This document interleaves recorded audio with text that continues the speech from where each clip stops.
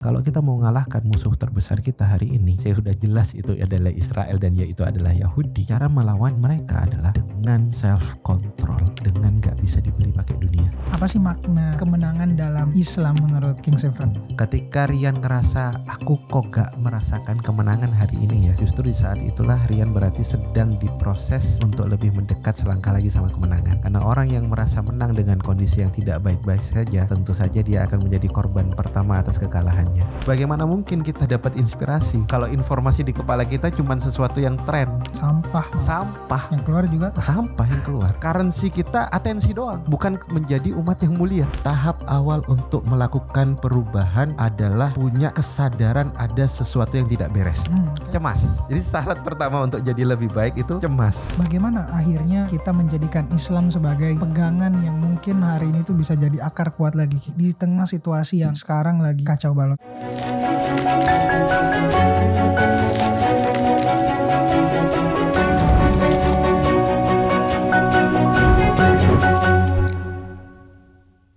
Assalamualaikum warahmatullahi wabarakatuh. Mohon maaf lahir batin teman-teman cerita masyarakat. Kita di suasana yang suci dan tentu membuat kita kembali berpikir dan merefleksikan perjalanan kita selama 30 hari ini. Dan di momen-momen tertentu ada hal penting yang harus kita sikapi, terutama soal memaknai kemenangan. Di momen spesial ini, cerita masyarakat menghadirkan sosok yang kita anggap penting untuk kita dengarkan karena memperjuangkan bukan hanya kisah, tapi juga bagaimana mengambil hikmah sehingga hikmah itu kita bisa jadikan kemenangan bagi diri kita sendiri. Selamat datang King Saffron. Selamat datang kembali Rian. Sebuah kehormatan di momen-momen malam-malam spesial hari ini, Abang bersedia hadir di cerita masyarakat. Ya, saya juga ngerasa terhormat sih. Ini podcast pertama yang non Islam-Islaman yang undang saya sih. Aku juga heran kenapa mau ngundang ini. Justru itu yang kita cari.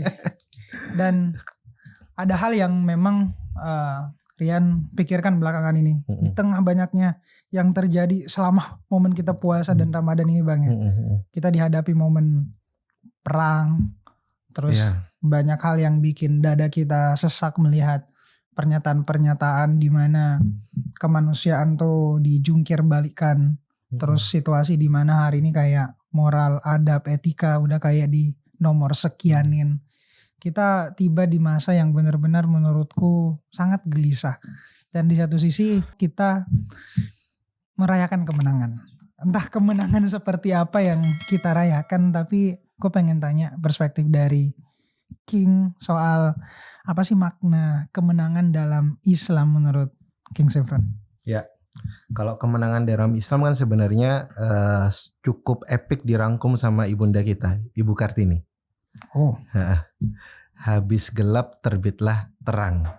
Nah, itu kan diambil dari surat Al-Baqarah. Allah waliyul ladina amanu yukhrijuhum minadh-dhulumat ilan nur. Wal ladina kafaru awliya'humut tagut yukhrijuhum minan nur ilad dhulumat. Ada pola di mana Masya Allah menjadi orang yang beriman itu semakin gelisah justru semakin dia tenang. Jujur aku termasuk orang yang bahkan aku ngomong sama beberapa pegiat dakwah, kalian deg-degan gak dengan isu yang semua ini? Sedangkan kita punya tanggung jawab untuk menenangkan umat. Aku deg-degan sih, tapi aku harus nenangin orang nih. Tapi aku deg-degan. Dan Masya Allah dirangkum sama Ibunda Kartini itu ya, habis gelap terbitlah terang. Artinya kalau mau dapatkan keterangan, kita harus mau gak mau lewati jalan yang gelap. Dan titik paling gelap itulah semakin dekat, semakin pekat kegelapan itu semakin dekat dengan cahaya. Nah, orang beriman itu punya pola. Dari gelap barulah kemudian yukhrijuhum minan nur, yukhriju minadh-dhulumat ilan nur, baru dia dapat cahaya. Sedangkan orang kafir dari cahaya dia ke kegelapan. Nah, pola kita hari ini, kita semua ngerasain kemanusiaan rusak. Kita semua ngerasain bahwasanya HAM itu tidak seindah yang dibicarakan sama orang-orang barat. Tapi di saat yang sama kita ngerasa sebagai umatnya Nabi Muhammad SAW digampar dengan satu fakta bahwasannya Islam itulah sesuatu yang benar yang mesti kita perjuangkan. Dulu dengan alternatif yang ada, alternatif hukum-hukum yang ada, kita mungkin sempat berpikir lah sebagai warga biasa, sebagai orang yang beriman bahkan, oh Islam gak harus diperjuangkan karena kebenaran ada alternatifnya. Ya. Tapi di titik ini, wah kebenarannya Rasul memang mau gak mau harus diperjuangkan. Itulah yang kenapa ngebikin saya termasuk trigger dari teman-teman kalau saya dengar karena ada bareng sirohnya. Bareng siroh lama vakum Rian. Baru setelah isu carut marut itu aktif lagi. Isu kegelapan. Isu kegelapan itu. Dari Epstein startnya. Dari Epstein. Justru baru berarti ya? Baru banget. Bahkan aku mulai seingatku ya 1 Ramadan. Masya Allah. Mulai aktif lagi itu Ramadan. Ya. Karena dengan titik ini ternyata memang tidak ada alternatif daripada agama ini untuk menerjemahkan kebenaran itu. Oke. Nah, teman-teman, jadi platform Bareng Siroh ini platform yang didirikan sama King Sifrun dan tim ya, yang memang tujuannya tadi memperjuangkan Islam gitu. Dengan cerita-cerita siroh, terus banyak hikmah di dalam situ. Dan kenapa tadi aku mention bahwa Abang penting diundang karena hari ini ruang publik kita didominasi oleh percakapan-percakapan yang bahkan kita nggak tahu ini layak gak sih gue konsumsi, sehingga bahkan ngebikin kita kebingungan di era hari ini. Kayak begitu gampangnya emosi kita dibolak-balikin, sehingga kemudian akhirnya kita marah tanpa sebab, sehingga kayak ya bahkan bikin tidur kita aja nggak tenang gitu melihat situasi hari ini. Nah, gimana Bareng Siroh hari ini, dan tentu abang yang apa yang abang perjuangkan itu sebenarnya positioningnya di mana sih ngelihat situasi hari ini? Oke. Positioning Bareng Siroh itu mungkin seperti obat mentalnya Rasulullah bahkan yang pengen aku konsumsi bareng-bareng dengan netizenku. Karena Rasulullah ketika cemas itu justru Allah kasih kisah Rian. Allah itu ngasih cerita ke Rasulullah. Ada ayatnya, wa kullan naqussu 'alaika min amba'i rusul ma nusabbitu bihi fu'adak. Sesungguhnya kami turunkan kisah-kisah ini kepada engkau wahai Muhammad, tidak lain dan tidak bukan ma nusabbitu bihi fu'adak, untuk meneguhkan hatimu. Meneguhkan hati. Meneguhkan hati. Meneguhkan hati itu gak cukup lewat motivasi. Gak cukup dengan kalimat perintah. Yang kuat. Tidak. Tapi justru Allah memberitahu kita kunci untuk keteguhan hati itu ketika kita dapat cerita yang sesuai dengan kebutuhan kita. Nah, tugasku ini di tengah-tengah kecemasan yang melanda kita bersama ini menampilkan kisah-kisah yang bisa meneguhkan hati kita. Nah, contoh Rasulullah itu pernah ngerasa gagal dakwah 13 tahun di Mekah.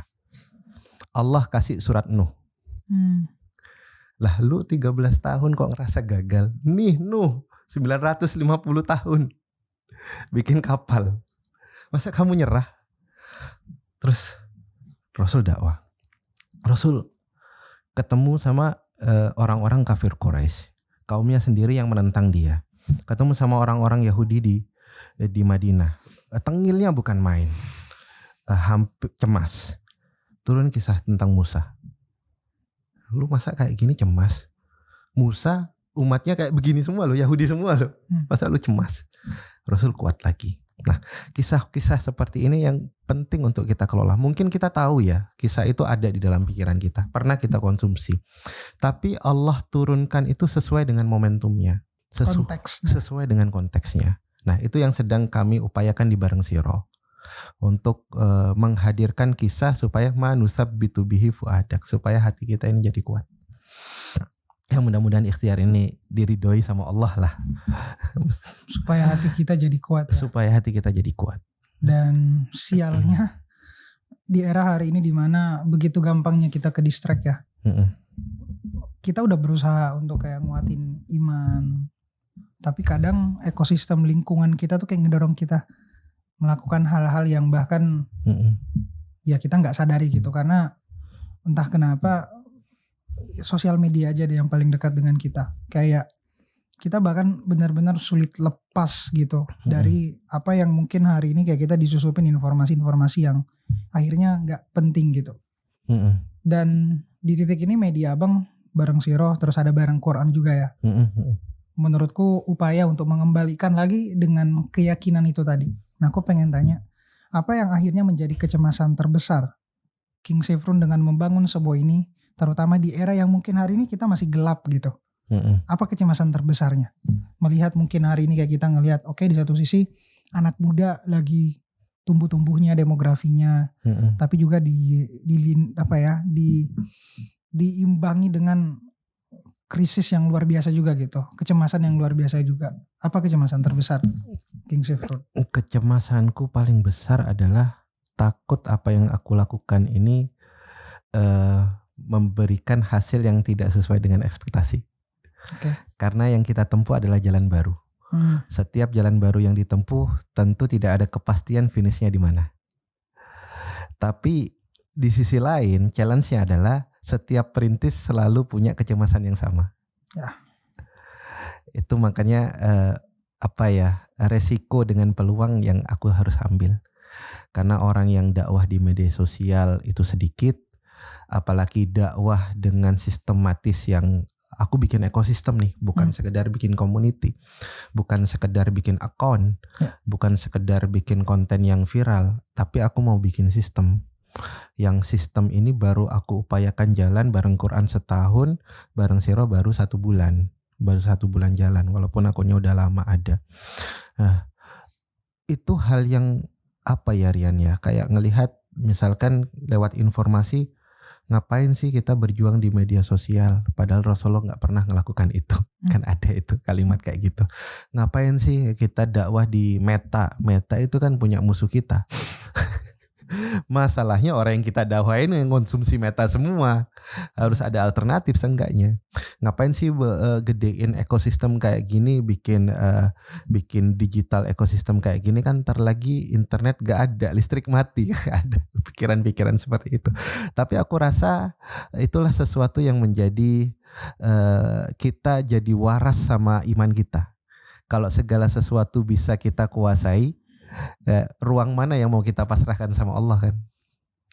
Kalau semuanya bisa kita kuasai, maka ya ini sesuatu kecemasan yang kita tidak kuasai. Justru hal yang tidak kita kuasai ketika kita development dengan tepat, itulah sumber ketenangan. Oke. Ini nyambung dengan pembahasan kita soal hari kemenangan. Di beberapa literatur, kemenangan tuh bisa didapatkan ketika kita mengenali medan perangnya gitu. Kita tahu ada apa medan yang sebenarnya kita sedang mungkin akan berperang di sana. Senjata yang kita gunakan apa, musuh yang kita lawan tuh apa. Makanya ada beberapa kalimat kayak misalnya di seni berperangnya Sun Tzu tuh ya, kita kalau misalnya mau menang minimal lu kenal sama musuh, sama kenal sama diri lu gitu. Maka lu akan menang 100%. Hari ini menurutku penyakit yang paling sering terjadi adalah kita nggak kenal sama diri kita. Dan disitulah titik kecemasan eksistensial bisa terjadi. Akhirnya bahkan kita dengan gampangnya membandingkan diri kita ke orang yang mungkin jauh lebih sukses di sosial media, sampai akhirnya kita fake gitu, muncul dengan diri kita yang sebenarnya bukan kita gitu. Nah, bukan kita. Gimana fenomena King Sifrun nyambung dengan tadi? Dan menurutku bareng Siro dengan dakwah abang di sosial media itu upaya untuk medan perang paling besar hari ini di sosmed, yang gunain sosmed itu rata-rata juga kebanyakan milenial dan anak muda. Gimana ngelihat hari ini tuh kayak fenomena sulitnya kayak ngedapetin atensi ya anak muda dengan pembahasan yang mungkin jauh lebih segmented seperti ini. Gimana tantangannya? Tantangannya ya Rian ya, justru semakin kita banyak nemuin tantangan. Kan aku tadi cerita ya, aku udah 12 kali hilang akun. Ngomongin apa tuh? Ngomongin apa aja sih? Ngomongin apa aja? Kebanyakan Palestina. Udah 12 kali hilang. Dan 12 kalinya itu kan tadi kita cerita ya, sesuatu yang tidak nyaman itu akan mengantarkan ke kenyamanan. Gelap akan ke terang. Semakin pekat gelap, semakin dekat ke dalam sesuatu yang terang. 12 akun hilang itu ada sesuatu yang gak nyaman buat aku. Pasti. Sangat tidak nyaman, apalagi saya tidak seterkenal Ustadz Felix misalkan yang akunnya hilang bisa cepat naik. Ini belum selesai nih, orang belum kenal Sifrun seperti apa langsung hilang. Tapi justru hilangnya saya mengharuskan saya untuk naik lagi sebagai orang yang belum dikenal, nggak bawa brand, nggak bawa IP, nggak bawa nama. Berulang di situ Rian, justru ngerti pola gimana naik. Ketika ngerti pola gimana naik, saya bisa bikin orang lain ngerti pola untuk naik. Jadi sesulit apa? Ya tidak lebih sulit daripada bersabar ketika akun hilang. Nah, tantangannya kita berdakwah kepada anak muda. Anak muda tetaplah sebagai manusia yang punya psikologi. Nah, sedangkan sekarang dakwah itu atau ngonten lah Rian. Konten sekarang itu justru menuntut niche semakin dalam. Niche kita semakin memahami audiens kita. Kalau dulu aku masih ingat ngonten tahun 2018 itu selesai di keren-kerenan. Kalau keren follower banyak. Sekarang keren belum tentu bagus. Belum tentu dapat respon yang bagus dari follower kita. Karena bisa jadi follower kita nggak ngebutuhkan konten itu. Nah, polanya selalu sama. Bagaimana kita menyajikan konten kepada orang yang mau kita target, itu challenge-nya sama bagaimana kita menyampaikan dakwah supaya orang sesuai dengan yang kita mau. Supaya orang sadar sebagaimana yang kita harapkan. Challenge-nya sama. Sehingga apa yang dilakukan seorang pendakwah di media sosial itu rumusnya sama. Kalau Anda dakwah di media sosial terus gak berhasil, bukan sekedar kontennya yang perlu diperiksa. Jangan-jangan kita menyampaikan sesuatu sesuai keinginan kita, bukan sesuai dengan kebutuhan mat'u kita atau pendengar kita. Jangan sampai owner oriented. Dakwah itu Rasulullah sampaikan customer oriented. Rasul itu selalu kalaman nas biqadri uqulihim, menyampaikan sesuatu sesuai dengan kadar lawan bicaranya. Berarti kemampuan untuk mengenali konteks dan membaca realitas itu kemampuan fundamental dalam dakwah harusnya. Karena banyak orang yang tidak punya kemampuan fundamental itu, dia dakwahnya owner oriented sehingga bawa nama Allah, bawa nama Rasulullah, tapi impactnya nyakitin orang yang dengar. Justru ngejauhin orang yang dengar dari agama Allah. Rasul gak pernah gitu. Bahkan Rasulullah responnya, aku habis ngomong Rasulullah, jangan-jangan Rasul suka sama aku ya. Setiap sahabat merasa dirinya adalah orang yang paling diistimewakan di hadapan Rasulullah. Karena Rasul selalu customer oriented. Fondasi awalnya. Bukan berarti Rasulullah permisif, bukan. Tapi Rasul tahu orang yang ini butuhnya apa. Orang ini pendekatannya bagaimana. Orang ini cara disenangkan, ditumbuhkan harapan untuk mengejar Allah ini bagaimana. Rasulullah sangat tahu itu. Bahkan jauh sebelum Rasulullah hijrah ke Madinah, di Mekah pun Rasulullah sudah pakai cara yang sama. Oh, menarik. Apa yang paling bisa diteladani terutama kita ngelihat sirah atau cerita zaman Nabi pada saat situasi yang menurutku lagi jungkir balik seperti sekarang ini nih. Kayak bagaimana kiat-kiat mungkin yang dilakukan Rasulullah merespon situasi yang mungkin hari ini terjadi. Apakah karena kan ceritanya tadi benar-benar tuh kayak Nabi Muhammad punya kecerdasan emosional yang luar biasa gitu. Betul. Dan gimana? Ada gak kiat-kiat khusus yang mungkin bisa kita teladani, King? Ya, yang pasti kecerdasan emosional itu gak selesai lewat baca, Rian. Merasakan mungkin ya. Harus ngalami setiap luka. Oke. Rasul itu adalah orang yang paling banyak ngerasain setiap luka, makanya beliau bisa sepeka itu. Berarti di titik kecerdasan IQ, kan lagi rame nih orang bahas kecerdasan IQ. Oke. Dan spiritual penyeimbangnya ya tadi emosional berarti. Emosional. Dan buat apa kecerdasan IQ kita pinter gak punya kecerdasan emosional? Jatuh-jatuhnya kayak orang Yahudi dong. pinter, bikin senjata buat bunuh orang. Dan itu polanya sejak awal, Rian. Di Madinah itu sebelum Rasul hijrah, bisnisnya Yahudi itu selain dia bisnis riba, itu bisnis senjata. Selain bisnis emas, bisnis senjata. Dia tebar isu permusuhan, senjatanya dia jual, dikasih utang. Dan di situ dia dapat duit. Balik lagi, bagaimana Rasulullah itu bisa punya kecerdasan emosional. Nah, Rian pernah dengar cerita asal usul kecerdasan emosional itu dikeluarkan nggak? Belum. Itu kan dari cerita seorang mahasiswa yang selalu dapat nilai A minimal atau A+. Dia dapat nilai A+, satu ketika sama dosennya dia dapat amin. Dan dia sangat terpukul. Sangat kecewa dan sangat marah kepada dosennya. Pulang ngambil pistol bapaknya, datengin dosennya, ditembak. Nah, dari situ orang baru sadar, oh ternyata intelektual gak cukup, butuh emosional. Nah, Allah menurunkan Rasulullah sebagai Rasul yang paling baik, rahmatan lil alamin, wa ma arsalnaka illa rahmatan lil alamin. Di kondisi yang terbaik versi Allah, di tempat yang terbaik versi Allah, tapi belum tentu versi manusia. Rasulullah turun di zaman fatrah, zaman ketika 500-an tahun sampai 600 tahun dunia ini tanpa kenabian. Kenapa kok tanpa kenabian? Dijelaskan sama Al-Quran, tanpa kenabian itu nabi terakhirnya adalah Isa alaihissalam. Dan Nabi Isa diangkat ke langit bukan selesai tugas, tapi nanti diturunkan. Tugasnya gak selesai, tapi diselamatkan. Kenapa kok diselamatkan? Nabi-nabi itu dibunuh sama orang-orang Bani Israel.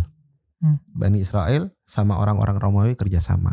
Dalam literasi satanis yang pernah aku coba cari tahu ya, bagi penganut satanism, nabi-nabi itu dibunuh untuk sacrifice, untuk tumbal, tumbal pengorbanan, dibunuh.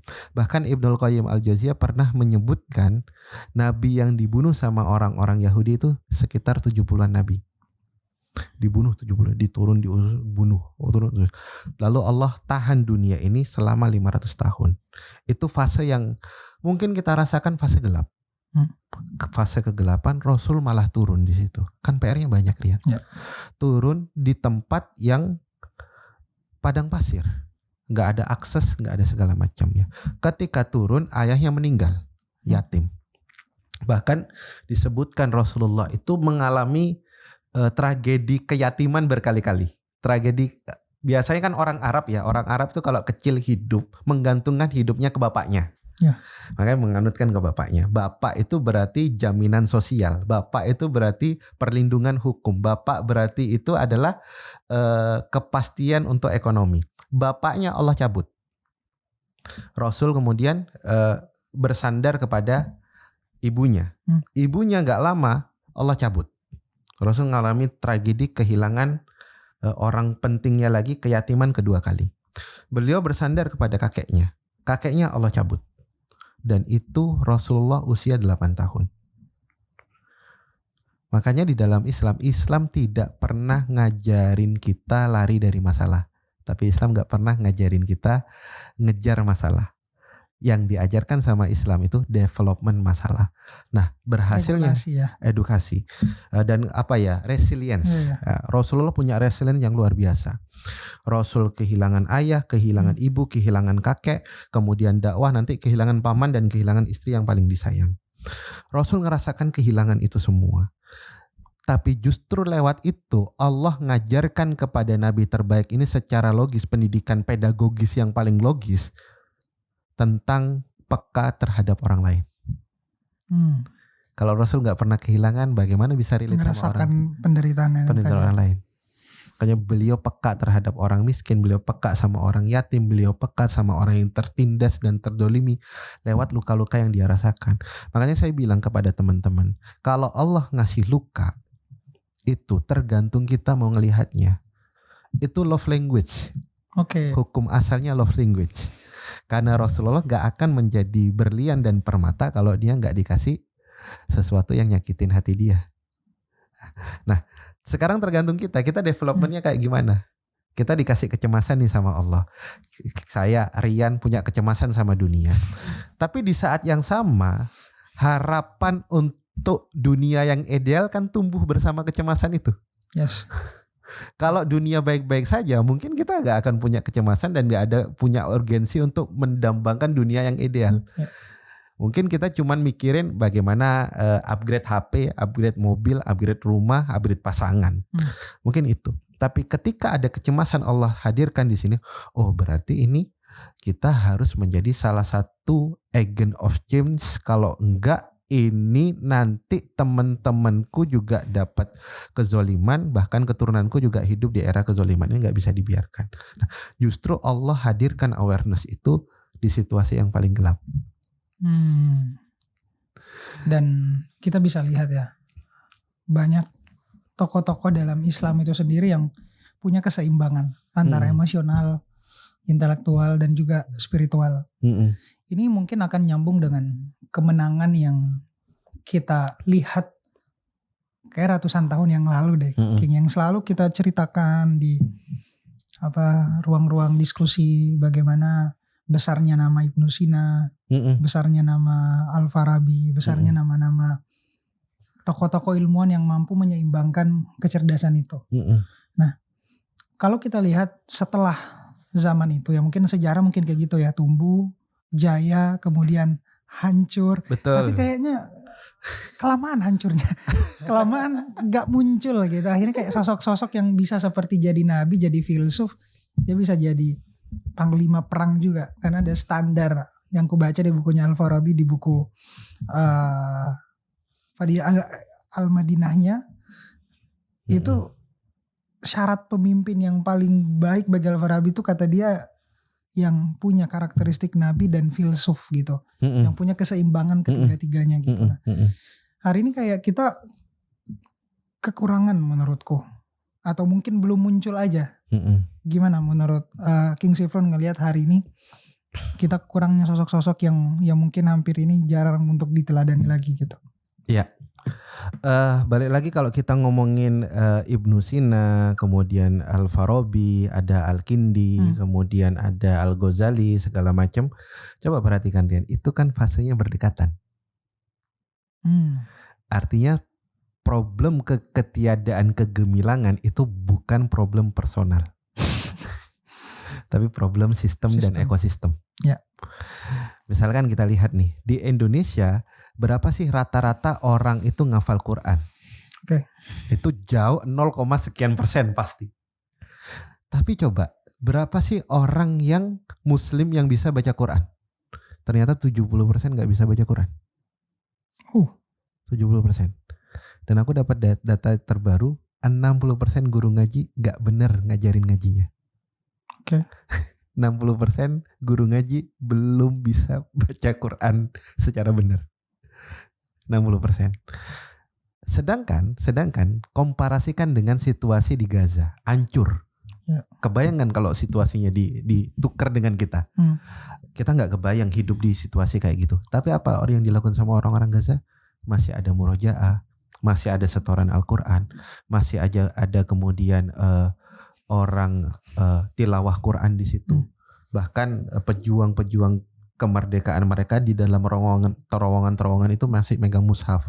Pas perang pun mushafnya masih dibawa. Ini apa? Ini ekosistem. Ini budaya yang ditumbuhkan di situ. Sedangkan kita adalah floating mass terhadap media sosial. Kita ngikutin arus dari media sosial.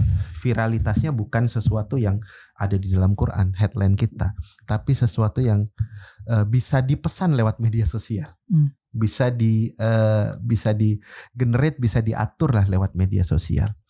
Nah, sehingga kapan sih kita bisa munculkan orang-orang setangguh itu? Ya kalau ekosistemnya sehat. Karena zaman Farabi, zaman Ibnu Sina, mereka itu menemukan penelitian lewat inspirasi ayat. Lewat inspirasi ayat. Kayak siapa itu Abbas bin Firnas. Abbas bin Firnas itu ketika baca ayat tentang Allah nantang kalau kamu bisa nembus langit, tembus. tentang burung. Wah, kayaknya bisa nih bikin pesawat nih. Inspirasinya dari situ.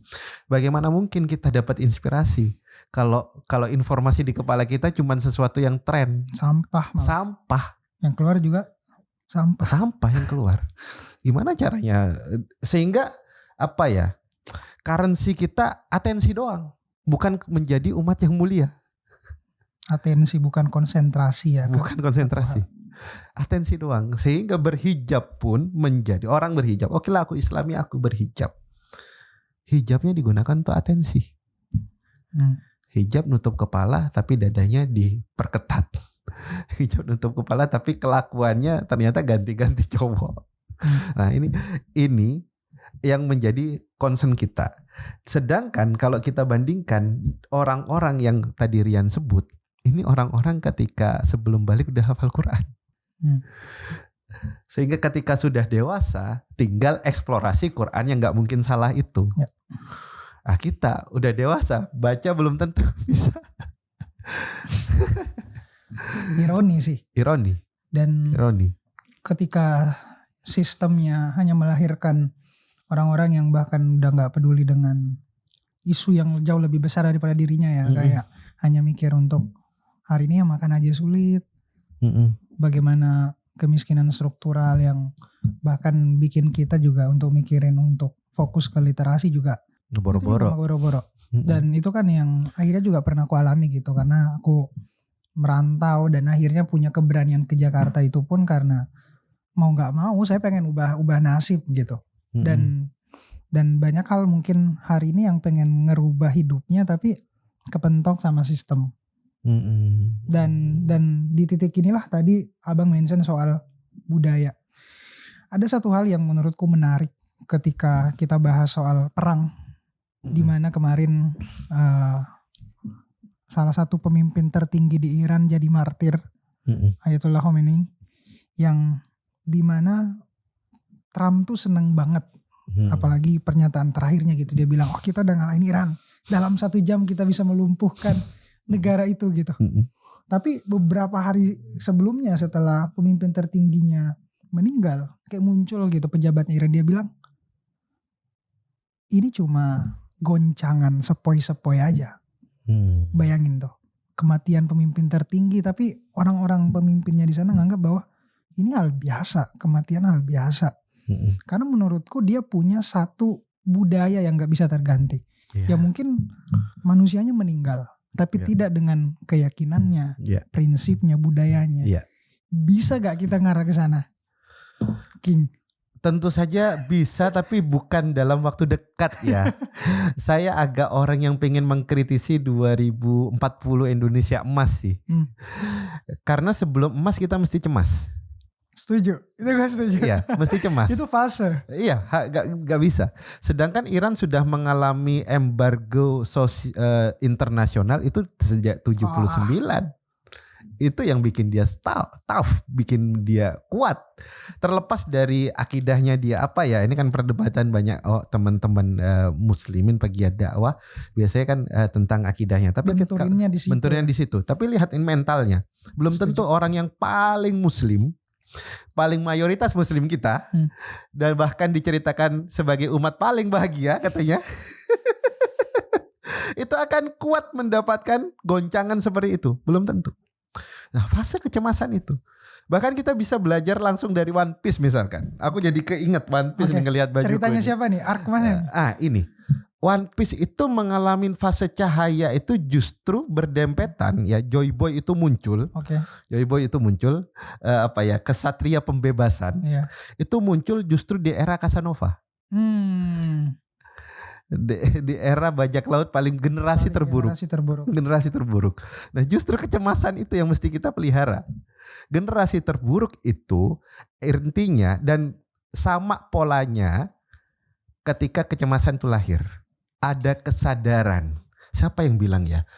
Tahap awal untuk melakukan perubahan, kalau nggak saya Voltaire deh, adalah punya kesadaran ada sesuatu yang tidak beres. Cemas. Jadi syarat pertama untuk jadi lebih baik itu cemas. Nah, setelah kita cemas tentu ada aksi dong. Nah, Iran cemas di embargo. Wah, gejolaknya luar biasa kan. Ada orang yang tetap bertahan, ngikutin instruksinya Khomeini pada saat itu. Ada orang yang keluar, nunjukkan jati dirinya bahwasanya gue ini orangnya Amerika, gue pergi aja ke Amerika. Termasuk anak keturunannya si Pahlavi yang sekarang nungguin. Ini gulingin lah, aku mau pakai di situ, nanti aku bantuin Israel sama Amerika. Akhirnya nggak diajak juga sama Trump. Itu lucu banget sih, nggak diajak. Iya, nah Iran itu apa ya? Iran itu bertahan karena dia tahu kalau dia tidak kuat mentalnya, dia akan digerus. Makanya yang di pertama investasi Iran itu adalah SDM, Ria. Setuju. Kita SDM-nya lemah, dan setiap kekuatan SDM, misalkan ya kalau tadi Rian menyebut ada fase perintis. Ya. Fase perintis itu adalah fase di mana SDM-nya punya banyak kecemasan. Setiap kualitas seseorang itu baik dan buruknya ditentukan dengan kualitas kecemasannya. Manusia tidak mungkin tidak cemas. Karena manusia adalah hewan yang berpikir, kata Aristoteles. Pikir, ada pikirannya. Gak mungkin sepi pikirannya, pasti ramai. Nah, pembicaraannya cuman apa? Ya. Kalau pembicaranya gimana cara gue untuk ngerubah dunia, tentu saja beda dengan orang yang kecemasannya adalah gimana cara gue untuk naikin gaji bulan depan. Beda jenis kecemasannya. Nah, Iran ini ketika perubahan besar revolusi terjadi, embargo internasional berlaku, justru dia mengproklamirkan bahwasanya negara ini berdiri untuk memusuhi Amerika dan Israel. Ya. Dia bangun kecemasan yang utuh itu. Bukan berarti kita harus harus membuat sesuatu huru-hara dengan kecemasan, tidak. Tapi kalau ada kecemasan, itu jadikan bahan bakar. Dan setiap negara yang punya kecemasan itu negara yang kuat. Israel jadi negara kuat karena dia punya kecemasan sebab negaranya berdiri di tengah-tengah tanah Arab. Korea Selatan punya kecemasan karena dia berhadapan sama Korea Utara, sehingga jadi negara yang kuat. Korea Utara pun sama. Taiwan bisa jadi negara yang kuat karena dia berhadapan sama Cina. Singapura, orang-orang Cina yang tinggal di tanah Melayu akhirnya mau gak mau harus maju. Indonesia punya semua-muanya. Apa yang harus kita cemasin? Lempar kayu jadi pohon, lempar batu jadi tanaman. Apa yang gitu? Makanya kan biasanya ya, ini ada penelitian nyebutin semakin dekat dengan garis khatulistiwa semakin mentalnya jelek. Semakin miskin dia. Ya. Sedangkan semakin jauh dari khatulistiwa semakin tangguh dan semakin kaya, semakin maju negaranya. Karena dia sadar ada kekurangannya. Kita nggak pernah bercermin, kita banyak kekurangan loh. Kita nggak pernah berpikir investasi SDM bahkan hari ini. Ayat Quran itu turun di bulan Ramadan, syahrul Ramadan unzila fihil Quran. Ayat pertamanya itu Iqra, bacalah, bukan makanlah. Tapi kita investasi sama makan. Iya juga ya. Investasi sama makan. Ya gimana kita mau jadi generasi yang kuat? Dan jangan salah gitu. Kita ngelihat bagaimana Iran kayak hari ini tuh, kita udah baca banyak banget tokoh-tokoh yang memang investasinya di pemikiran gitu. Bahkan anaknya Khomeini ini aja ini punya satu hal yang hampir mungkin jajaran tinggi Iran tuh punya gitu, kayak bagaimana akhirnya kayak kita dengar nama-nama seperti Ali Shariati, terus nama-nama yang memang bagaimana segitu kencangnya gitu menghadirkan satu produk-produk intelektual yang akhirnya mencerahkan pada zaman itu, baru kemudian muncul juga hari ini.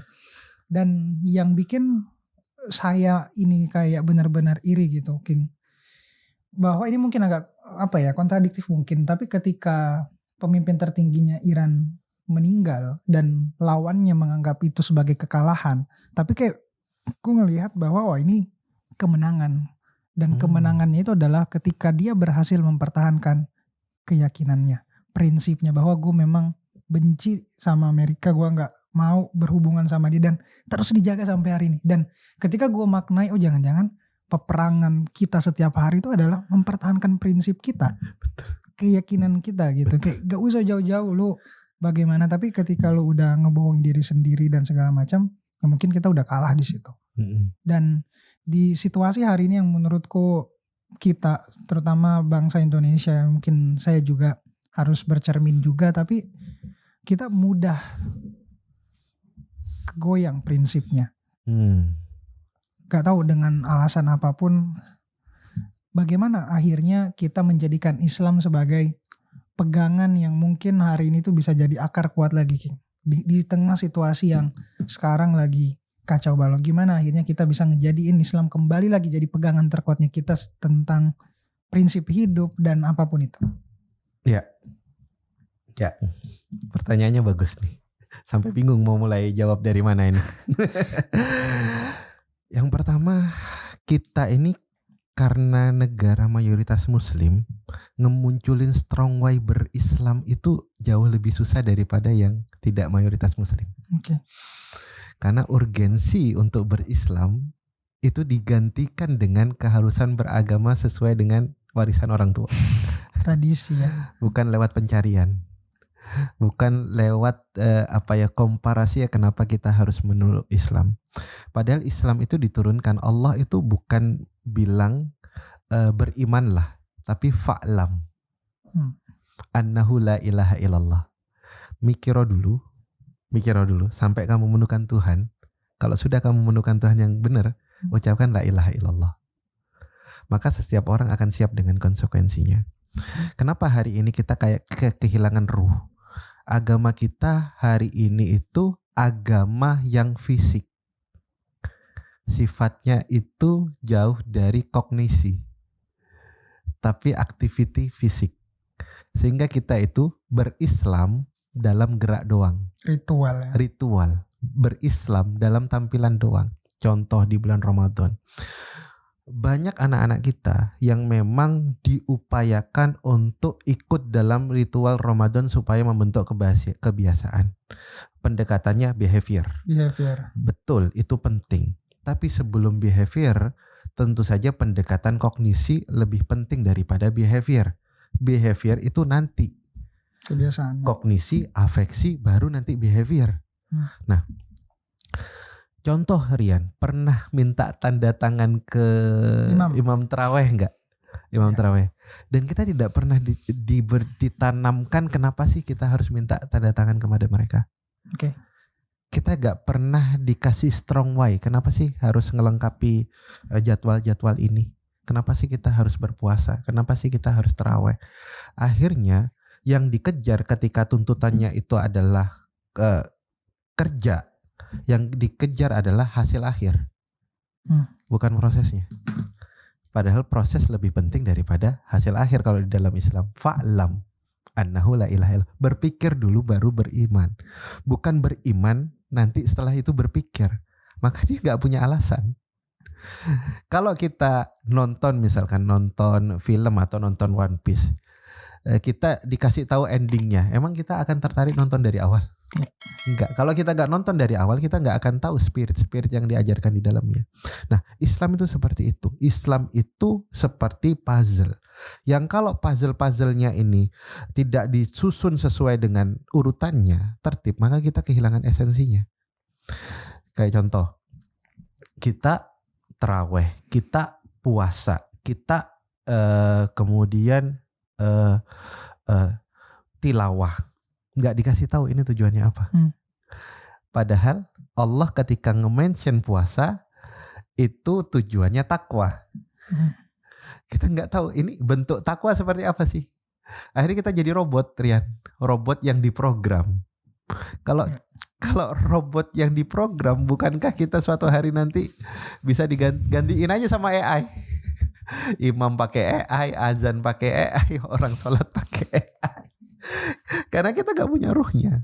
Sedangkan Rasul, komparasikan dengan Rasul, sebelum ada ibadah ritual, Rasul di Mekah itu ngebangun strong way. Di Mekah ayat-ayat awal yang turun itu adalah ayat-ayat akidah. Tentang surga dan neraka, tentang konsekuensi tidak beriman, tentang konsekuensi beriman nanti seperti apa. Itu diajarkan di fase Mekah, dan itu 13 tahun. Bandingkan dengan Madinah. Madinah itu turun hukum-hukum itu cuma 9 tahun. Berarti membangun strong way itu lebih penting daripada membangun ritual. Nah, ini kritik pribadi ya, kritik juga kepada kita semua. Kadang kita ngerasa bangga sama anak kita yang masih kecil udah bisa sholat di masjid. Betul, itu behavior perlu dibangun. Tapi secara fundamental dia juga harus dikasih tahu. Mana sih, kenapa kok kita menurut ngikut agama seperti ini? Karena Rasul adalah sosok yang paling benar. Bagaimana cara menanamkan kepada mereka? Makanya paling awal sahabat itu diajarkan di era kegemilangan Islam itu bukan diajarkan ibadah, tapi diajarkan kisah. Baik dari Al-Quran maupun dari Maghazi. Maghazi itu perangnya Rasulullah. Unik. Hasan itu bilang, ada yang bilang sirah dan Quran, ada yang bilang Quran dan Maghazi. Spesifik ke Maghazi sirahnya. Apa itu Maghazi? Perang. Kenapa kok perang? Karena perang itu mengajarkan kita mendevelop diri di situasi yang paling tidak kita inginkan. Sehingga para sahabat sudah punya gambaran kalau kondisi sulit kita harus melakukan apa. Beda dengan anak-anak kita hari ini. Anak-anak kita hari ini, adik-adik kita hari ini disupport, diberikan nutrisi tontonan yang seolah-olah membuat mereka sudah aman. Tidak ada kecemasan di situ. Dinina bobokkan bahkan. Dinina bobokkan.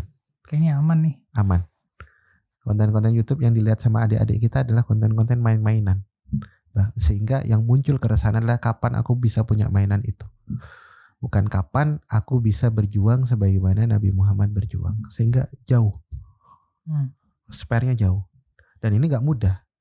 Kita udah tahu, harus kisah Al-Quran kita ajarkan. Tapi anak kita ketika buka YouTube berubah semua fokusnya. Oke, dijauhkan gadget. Tapi ketika ketemu sama temennya dibolehin bawa HP sama orang tuanya. Bubar semua.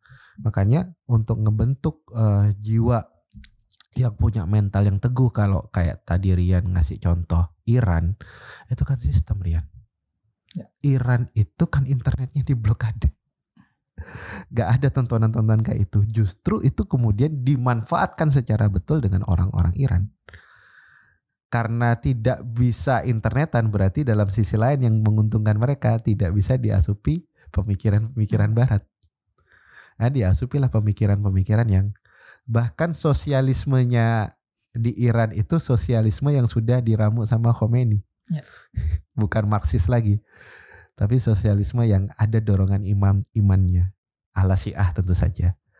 Di sisi ini yang sepertinya kita masih jauh deh sama negara yang kayak gitu.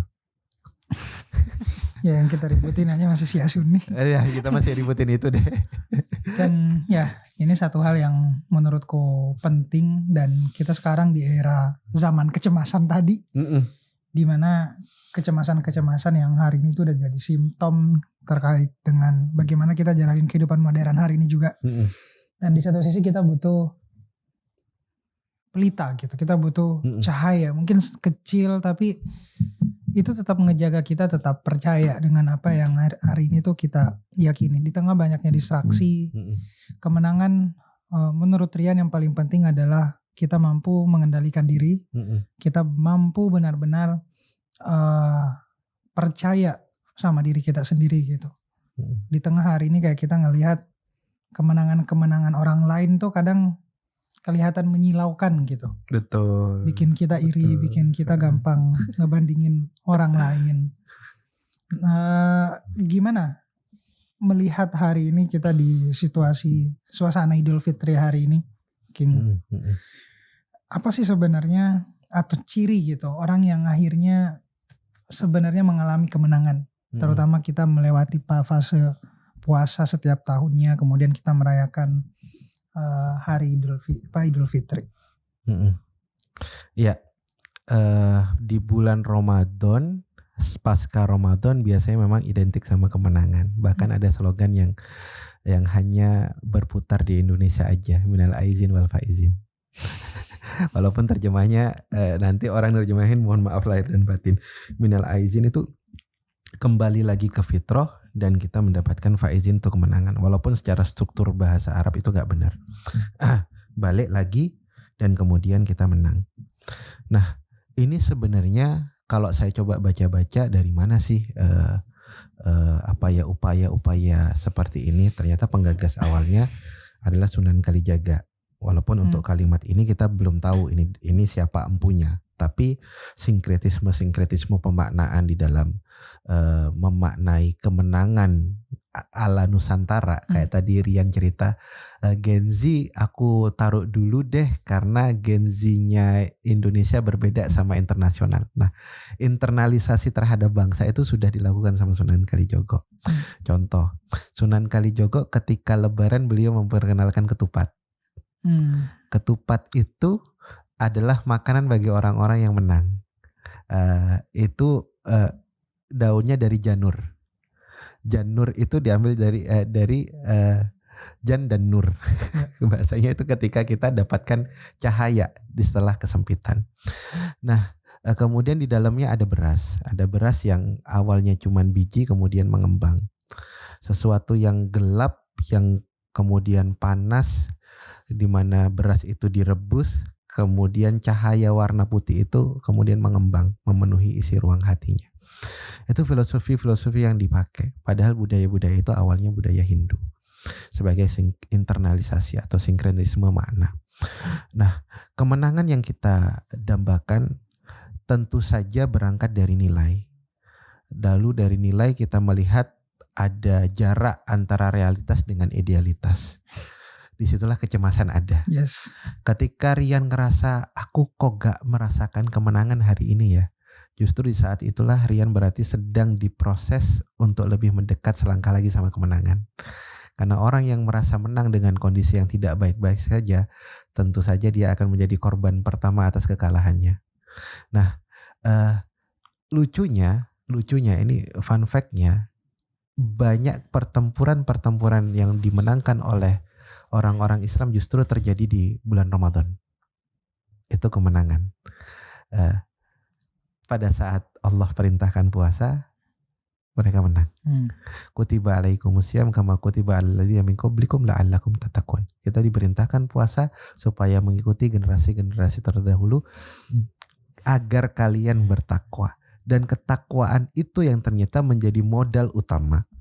Entah ini mau dibilang logis atau mau dibilang mistika, tapi ini bahasa iman.